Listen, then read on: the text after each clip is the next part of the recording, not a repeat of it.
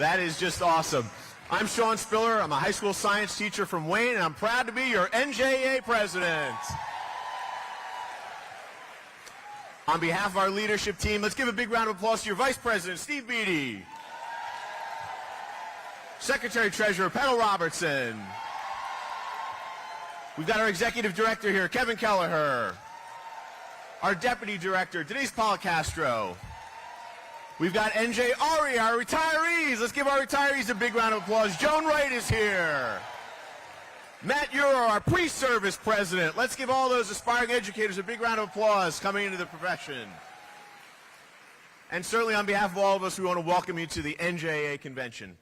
And now it is my pleasure to introduce a man who needs no introduction, but I'm going to introduce him anyway. But I think certainly for all of our members here, we know how important this person has been in our lives each and every day.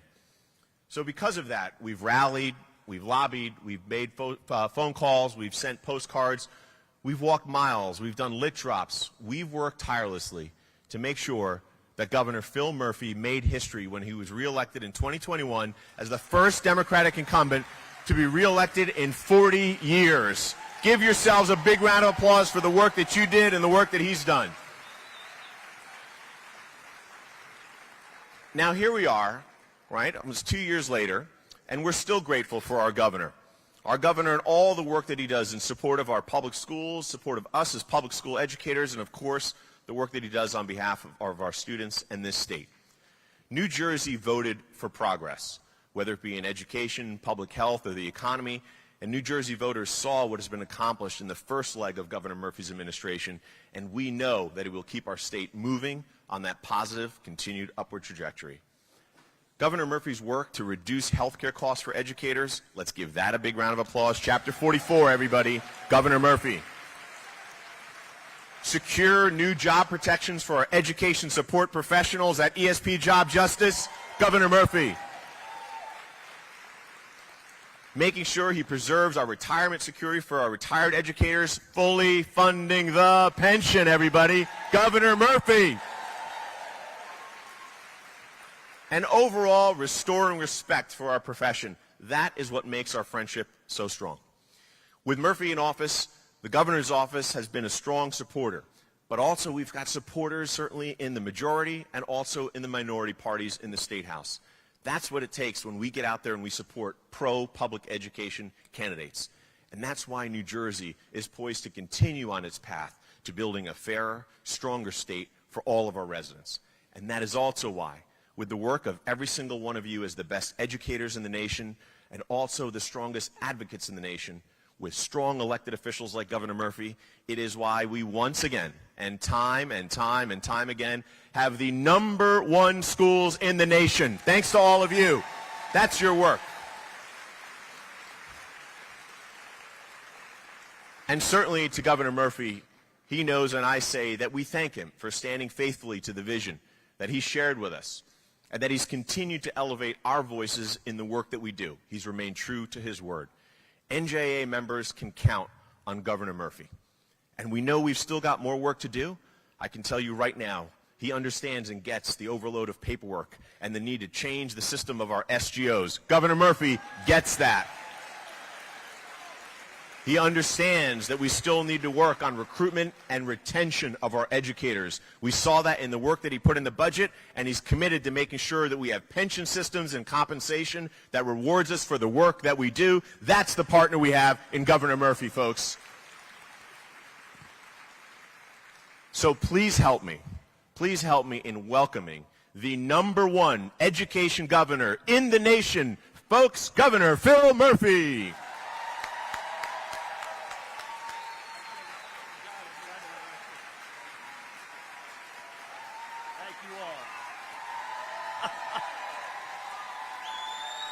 Thank you. Thank you, folks.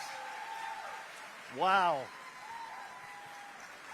I just said to Sean, I hope I don't let you down after that introduction. I've been in this room every year for many years, and this is the most electricity I have ever seen. God bless you. If we were in church, I'd be saying, let's hear it for the music ministry. They were unbelievable. I again want to thank my dear friend and your president, the outstanding leader, Sean Spiller, for that incredibly gracious introduction, for his friendship. He has been a true champion for public education. I can't thank him enough, and I would say he is a true champion along with every public educator who serves your state. Give yourself a round of applause. And we are grateful for his leadership. Steve Beatty is here. I know Petal Robertson, Kevin, and Denise.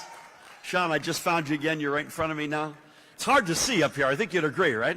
I think that's you, Sean. But I'm incredibly grateful to be here this morning, to be here with all of you. And not only do I have the honor of being here, but I get to share the stage. I'm a warm-up act for Spike Lee. How cool is that? And later on, you're going to hear from the likewise incomparable Annie DeFranco. I also want to, I'm told my dear friend Maud Dahm is there. Maud, is that you? Right there. Let's hear from Maud Dahm. Love you. I'm going to come down and give you a hug on my way out. And Joe Nappy, your teacher, State Teacher of the Year, is with us. Joe, congratulations. So I also have the honor to personally thank each and every one of you, the thousands of you, who work day in and day out to support and uplift our state's children, the next precious generation of New Jerseyans.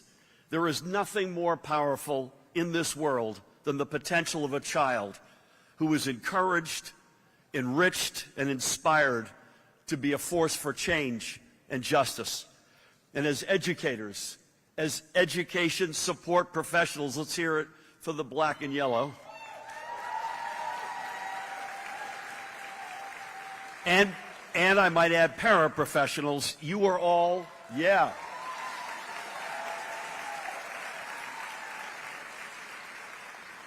This really is like church. You are all fostering the potential of every one of our precious students in New Jersey. You're planting the seeds for a more just and equitable future. As you all know, and Sean said it, here in New Jersey, we have the #1 public education system in the entire United States of America. And let there be no doubt that that begins with having the best educators in the United States of America. Educators who empower our students to think critically, to ask big, profound questions, and to never settle for the world as it is, but to imagine the world as it could be. Working as an educator is a calling. I saw that in my own sister, who was a retired Boston City educator. It is a noble public service. I might add, if she wanted my attention, she would speak to me in her teacher's voice. She's one of my two big sisters. And that is exactly why it is unacceptable, on the other hand, that many educators across America are asked to do so much for our communities with too few resources. When that happens, it is not the fault of the people who work in our classrooms, it's the fault of leadership. We saw that sadly under the last administration here in New Jersey, when our state's public education system endured nearly a full decade of underfunding. That hurt our educators, and importantly, it also hurt our kids. So when I was elected governor, I promised we would turn things around. I promised that we would dramatically expand funding for our schools and for the public servants who work within them. And I'm proud to say that we have delivered on that promise. Over the past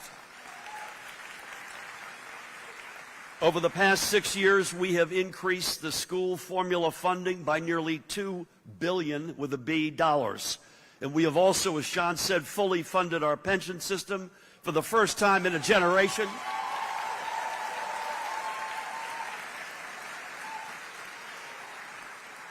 For the first time in a generation, not once, not twice, but 3 years in a row at a clip of about $7 billion a year. And you know this as well as I do, that funding is vital to maintaining New Jersey's best in the nation reputation when it comes to public education. And just as importantly, our administration remains laser focused on addressing the lingering staff shortages in schools across our state. Now, it's not just us. You all know this as well. It's a national challenge. But once again, with your help, New Jersey is leading the way in supporting and growing our educator workforce. In fact, nearly a year ago to the day, I stood before you all and announced our administration's task force on public school staff shortages in New Jersey. And when that task force convened a short while later, it featured several members of the NJEA family. Certainly President Sean Spiller, Henry Goodhue, Trina Jenkins, and the man hey, Trina.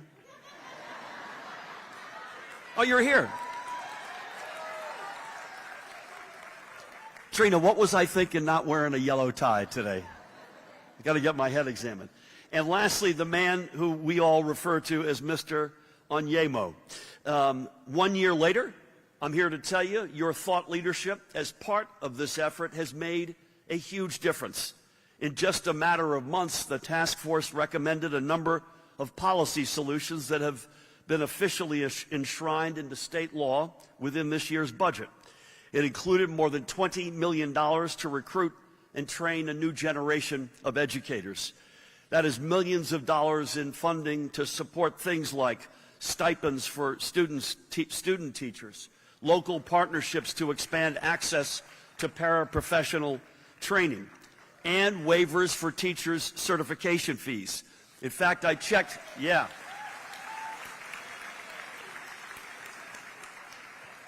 I feel like this is a Ginsu knife commercial, but wait. In fact, I just checked in. I'm dating myself with the Ginsu line, I realize. In fact, I checked in as of this week. We have already waived more than $4.1 million in certification fees. And that, in turn, has helped roughly 18,000 educators either to begin or to advance their careers. These investments, amen, these investments are crucial to solving our state's shortage of educators. And none of them would have made their way into this year's budget without the NJEA's influence. And let me say this unequivocally, we are not done. Just this week, a senior staff from NJEA met with our administration to see if we could put more of our bureaucracy, like SGOs, on a smart diet, so stay tuned.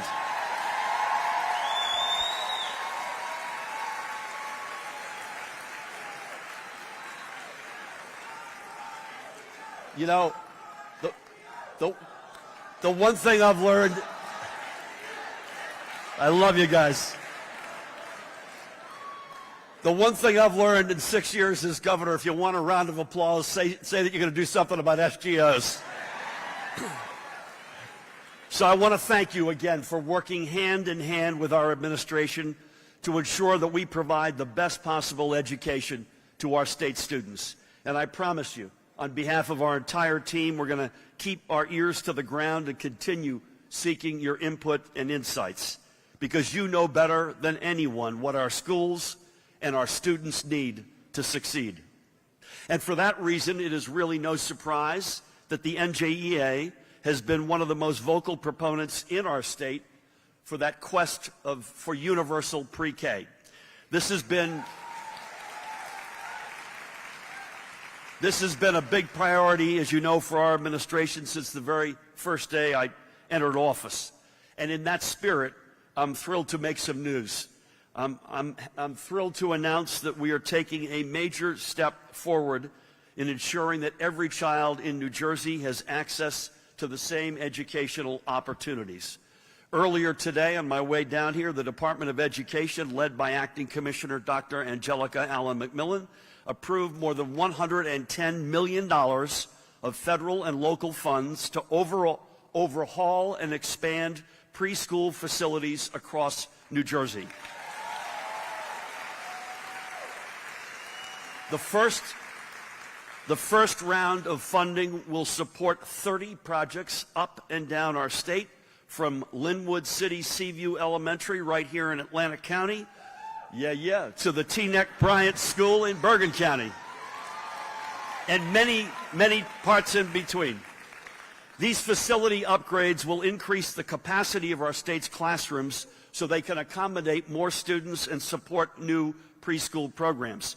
Simply put, it will make our public education system more accessible and more equitable. And frankly, these investments in the needs and well-being of our students, as well as of our educators, have never been more important. That is because right now there are extremists across America who are targeting and vilifying our nation's educators. Many of these people are elected officials who want to censor and micromanage classroom discussions. They want to ban books from our libraries, and they want to insert a political agenda into our school curricula. They want to dim the light of truth and instead shroud our schools in the darkness of fear and intimidation. And the worst of these politicians are bullying our nation's youth, especially members of the LGBTQIA+ community. They are bullying them into silence and isolation. That is not only dangerous, it is potentially deadly. So at a time when it feels as if the culture wars is bashing up the doors of our nation's classrooms, let me be absolutely clear. We need you all now more than ever before. We need you. You are the dedicated, driven educators, each and every one of you, who support our children unconditionally, who provide them a safe environment in which they can learn and be heard.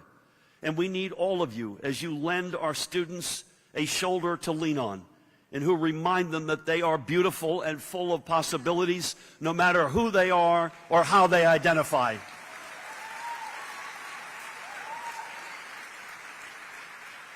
So please ignore the noise and remain focused, just as you have, on your duty to our state's children, parents, and families, and know that I have your backs unconditionally and always.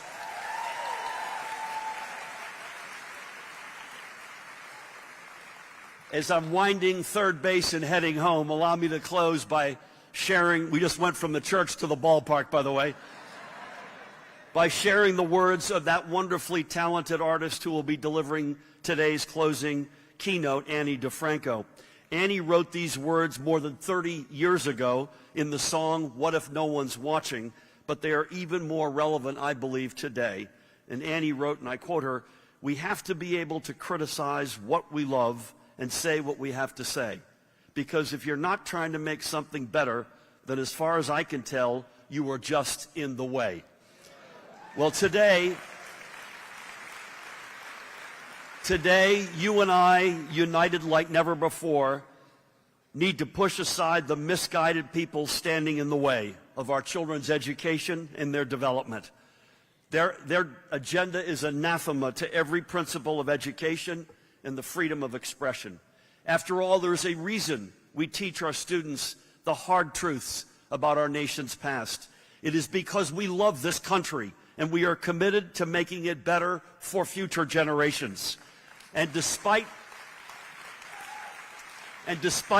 what some people may say, the truth is studying and learning from America's history, the good, the bad, and the ugly, is an act of patriotism. Encouraging free and open debate in the classroom is an act of patriotism. And opening a child's mind and encouraging them to think for themselves is an act of patriotism. So therefore, as educators, you are all patriots, and I thank you for your service. Thank you. God bless each and every one of you, and may God continue to bless the great state of New Jersey and the United States of America.